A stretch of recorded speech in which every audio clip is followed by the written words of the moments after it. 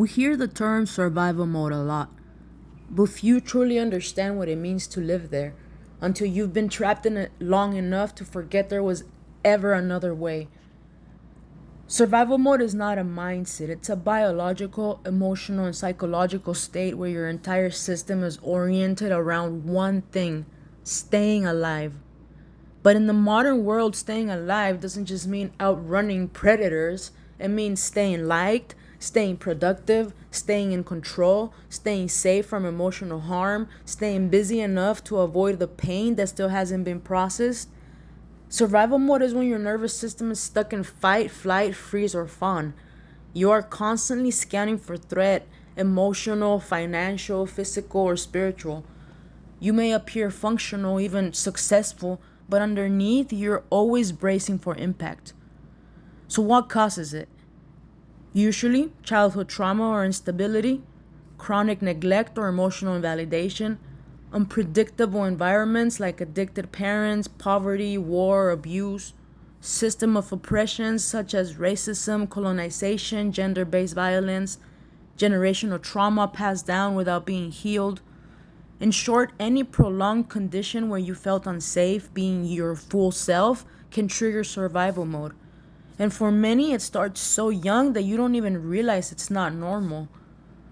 So, what does it look like day to day? Survival mode is not dramatic, it's subtle, it's patterned, it becomes your personality. It looks like overthinking because your mind is trying to predict threat before it arrives. Control issues because control creates a sense of safety when trust isn't possible. Procrastination or perfectionism because nothing feels too complete. Emotional numbness because feeling might lead to overwhelm or breakdown. People pleasing because saying no has never felt safe. Overworking because rest feels dangerous, stillness means collapse. Constant guilt or anxiety even when nothing is wrong. In relationships, it looks like you either chase or shut down. You sabotage closeness because it feels too vulnerable. You choose partners that reenact your original wounds. In society, we call it hustle culture. We call it grind sets. We worship productivity, individualism, and emotional suppression. In animals, a deer who's been chased too many times will remain hypervigilant, even in safe terrain. A dog rescued from abuse might cower at the softest voice. The body doesn't know the threat is gone, but it remembers. So let's be clear, survival mode saved you. It was not weakness, it was wisdom. You adapted to an environment that couldn't hold your softness, your joy, your chaos, your truth. You survived what others didn't. That's not shameful, that's very special. Your body built a system to protect you. Your mind created loops to keep you alert. Your spirit found a way to make it this far. So, yes, survival mode deserves reverence. It was the bridge. But now, it's a cage. What once kept you safe is now keeping you small. What once protected you is now keeping you disconnected. You don't need to scan the room anymore. You don't need to explain your worth before being loved. You don't need to work until you collapse to prove you matter. You don't need to reject joy before it leaves you first. Survival mode is not your truth. It was your training, and now the training is over. Survival mode makes you delusional. Survival mode isn't just exhausting, it's distorting. When you're stuck in survival, your perception of reality becomes warped. You don't see things as they are, you see them as threats to manage.